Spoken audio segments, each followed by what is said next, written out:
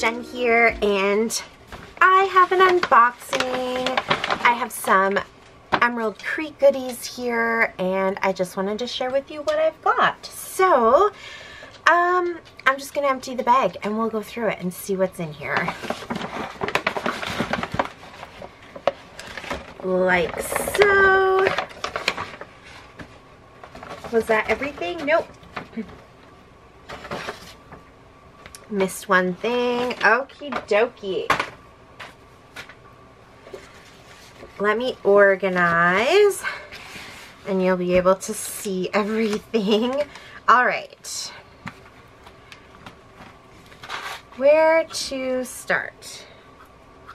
Alrighty, so I got a few new watercolors.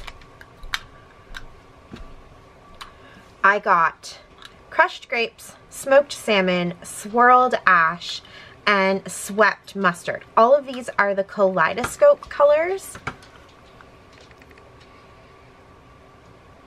And of course they go with all the other ones that I have. So I'll swatch them for you. As soon as I'm done showing you all of this, I will do a swatch and show you what these gorgeous colors are.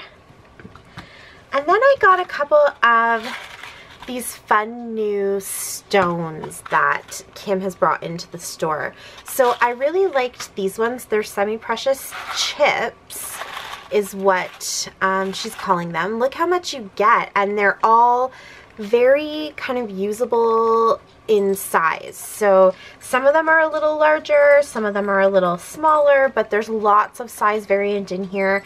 And lots of different ways that you can use these. I plan to be featuring these quite a bit to kind of give people an idea, but please hop over to the Emerald Creek Instagram and Facebook, because Kim, well actually I think it's Jen from Flip Appeal Designs, has been doing some really adorable fun things with all these different stones.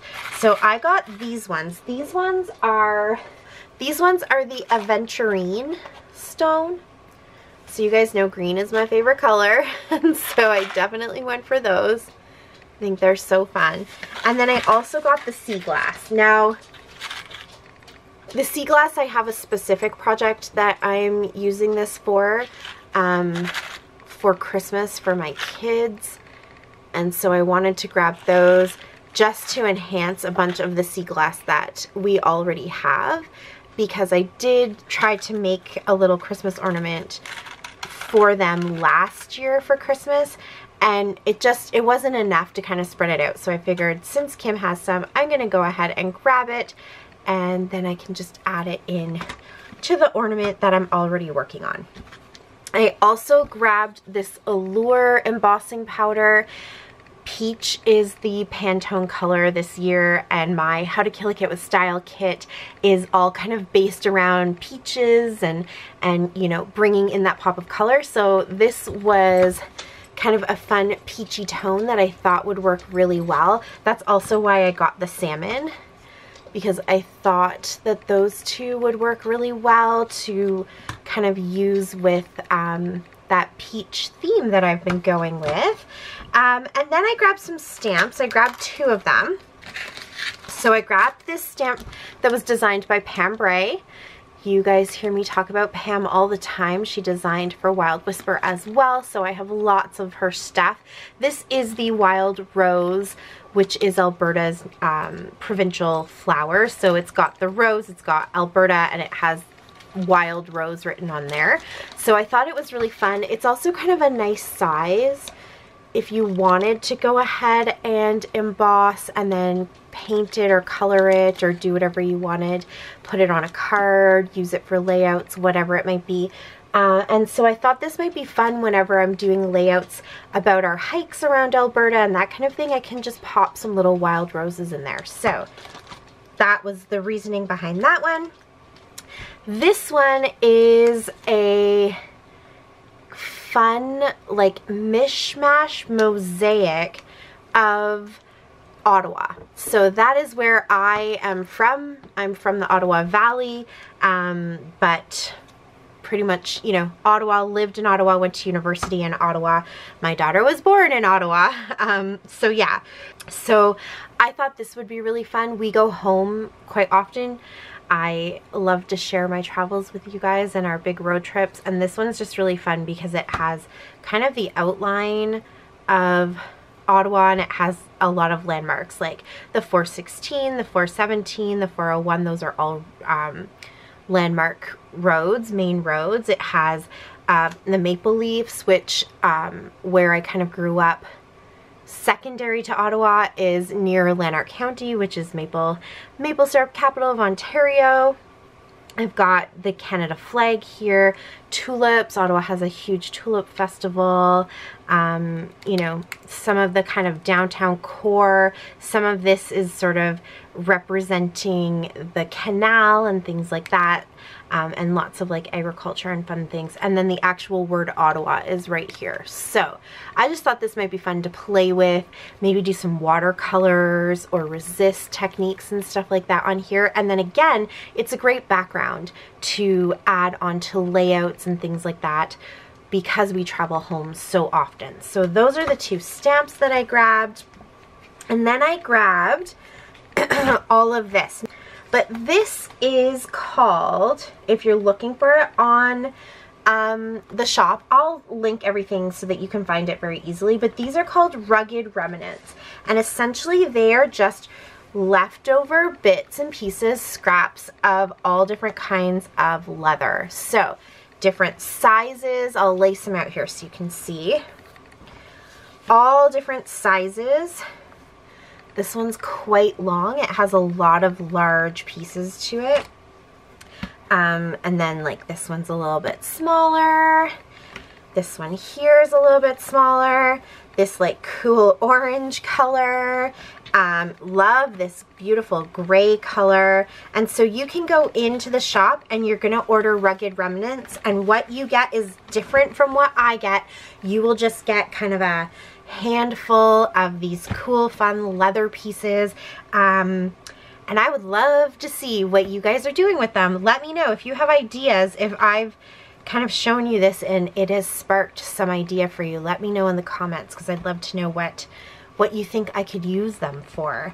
But this is just a really fun, we live in cattle country, cowboy country, and so I'm sure Kim has been able to source this from like saddle makers and you know, cowboy wear. I'm not a cowboy, as you can tell, so I don't know the right words to use for all of that kind of stuff, but you know what I'm saying. And so it's just really kind of fun and very different, very mixed media, and yeah, it's something cool, something different to add into my stash, to add into your stash and kind of play around with and see what you can come up with. So I was really excited to grab that. Then she also threw in a stencil for me to play with in this really fun kind of cool design. Just, you know, here, let's see. Will it work better on that? Nope. Will it work better on that? A little bit. You can see there. So this is just a great kind of background, fun little pop or element. So I will be playing with that. And then she also sent some of these fun printables. Let me get some of this dirt off of here. So we've got these gorgeous kind of springtime papers. Very, very pretty. This little border, you could fussy cut it out and just use this. Or, you know, leave this all as one piece. Here, again, you can fussy cut all of these little images out or cut them down into strips. And then this one has some fun cut apart pieces and kind of ephemera type pieces. So super duper fun. I love that. I love the pops of orange here, kind of going with the peaches and the blues, exactly what my theme is. Lots of coffee, which is also in my How to Kill a Kit with Style kit, and probably something I'm going to carry over into the new kit coming up. So love this, and I can't wait to start cutting this apart and creating with it. So that is my haul. That is my unboxing for my design team with Emerald Creek. So let me do a quick swatch of these gorgeous watercolors. I probably should have gone ahead and sprayed them while we were talking, but that's okay. So you just open on both sides, this slides open, and here you have this beautiful color. This one is mustard.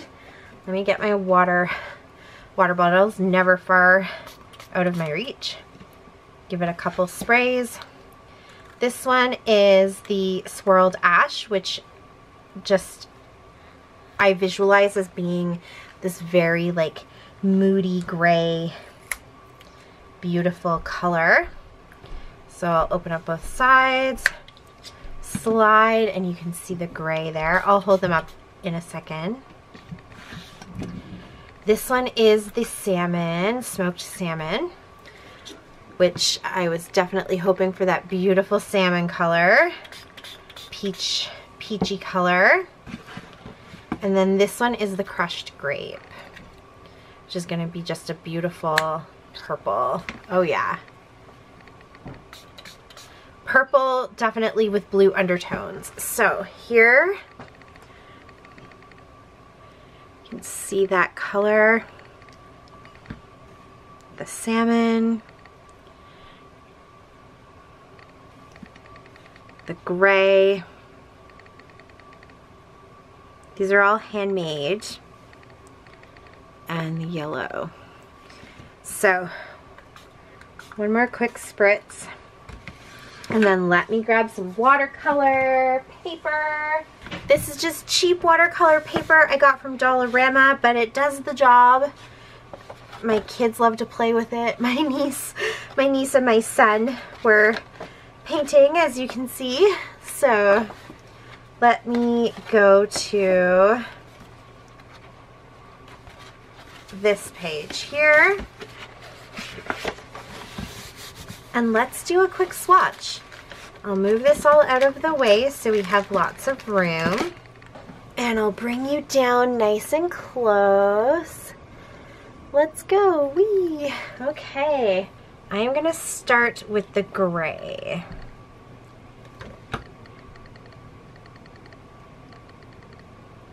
So this one is really nice and thick. I'm gonna spray it a little more.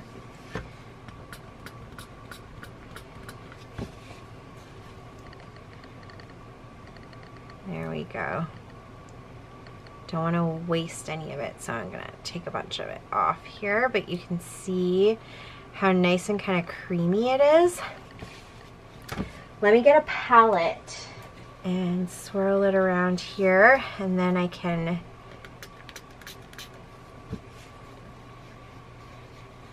you can see how pretty that is. Okay, so here goes.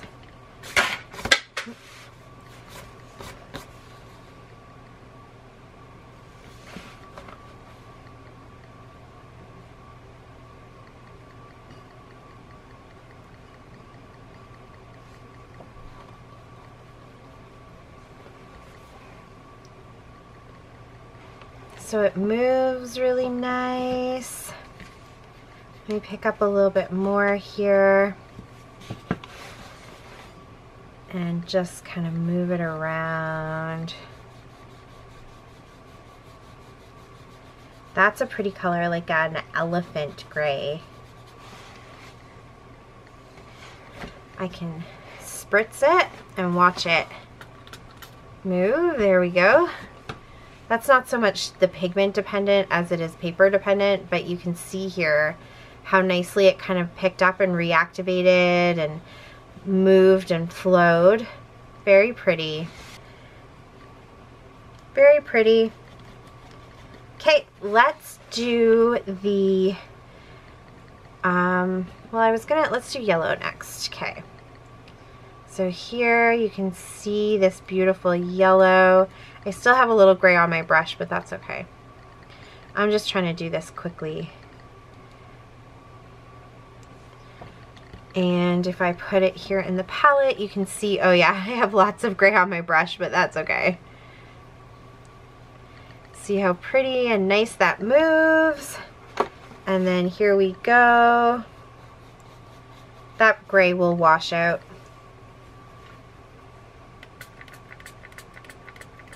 But actually it's nice to see how it will blend, and they do kind of work together. So let me get some of that straight yellow there. It's a very kind of lemon yellow, like a classic yellow, which is lovely. A bright and sunny yellow. Definitely a lot of gray in there. I should have started with the yellow. There you can see it moving and running. So that one's fun. Got something on my page there. There we go. Pretty, very pretty. It can go very, very nice and light and subtle. So yep, that one's lovely. Now let me really wash this off. Okay, the salmon color. So we'll pick that up. Now, I can see right away in the salmon, I don't know if the camera's picking that up, but there are sort of oranges and pinks all blended together in here.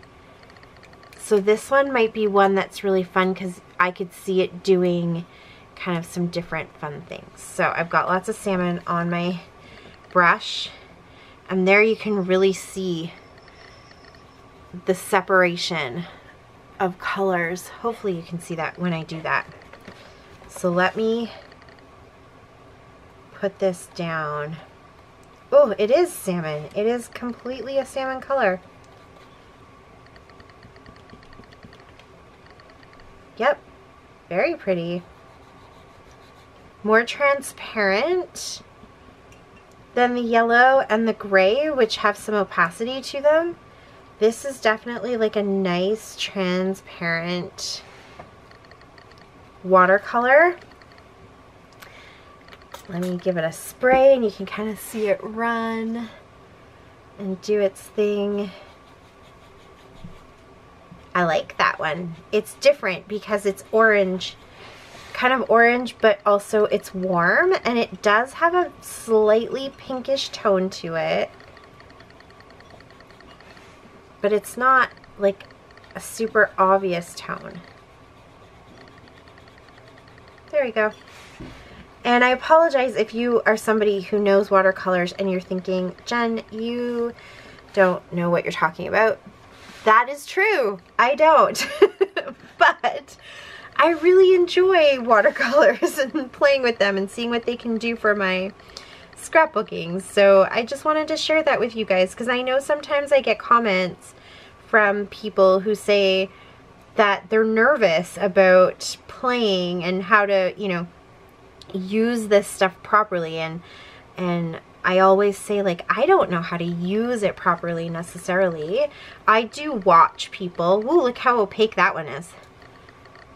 That's gorgeous. Okay, I'm adding some water to that. The opacity and sort of translucence, or like this one you can see on the palette versus this one, I think it just comes down to what the base minerals are that make these colors, and like how much they crush up and stuff like that. So again, that could be totally wrong. I hope I'm not giving you wrong information, but that is what I've come to learn. And honestly, that's what it is. I watch people, I pick up on, you know, some of the stuff that they're teaching, and then I just experiment. My grandmother is a watercolor artist, and that is also what she did to learn. She grew up in Bermuda, and didn't really have other artists that she had access to, that she was kind of like looking up to or anything like that. That just sprayed all over, but that's okay. She learned as she went. And so that's kind of what I'm doing too. I don't know if you can see here where I sprayed the color and it split into some of its base colors. So you know that this is a color that has been created by mixing other colors. And the fun thing about that is when you're kind of using it, you can pull out some of those different tones depending on how you use it and how watered down it is and things like that. So if I let this run, you can see some reds and pinks starting to pull out of that. Hopefully you can. And if I just let this, whoops, just let this dry exactly like that, you'll be able to see some of the other colors and other tones in it. So wipe that up just a little so I don't have wet paint all over. There we go. But even there, you can kind of see little bits of pinks and reds, and here you can see it where it falls. So it's kind of fun to play with some of these paints and some of these colors and see what they can do when they mix with each other. And yeah, the tones that you can pull out. So this one is the crushed grape, and it makes sense because you've got all these undertones of grape. And as I start to kind of spread this a little bit and thin it out, it's going from this almost like darker blue gray to this purple. So that's fun. I love doing this and kind of learning about that. So here, if I really spritz this down and move it around, you can see it's now more purple than this quite dark. This is purple too, but it's very much on that blue side. It's like a Concord grape, and then this is like becoming other shades of grape. So there you go. All right. Lessons in watercolors with someone who doesn't know what they're talking about.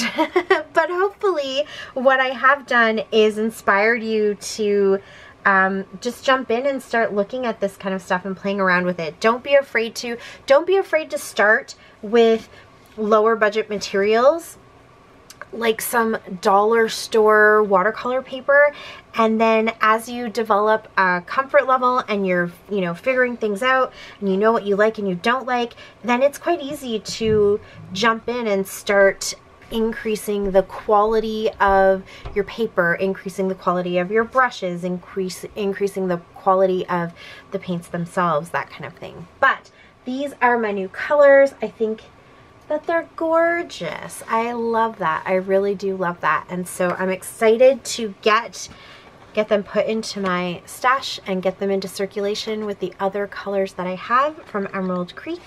And so that is it. Make sure you let your watercolors dry completely before you put lids on them.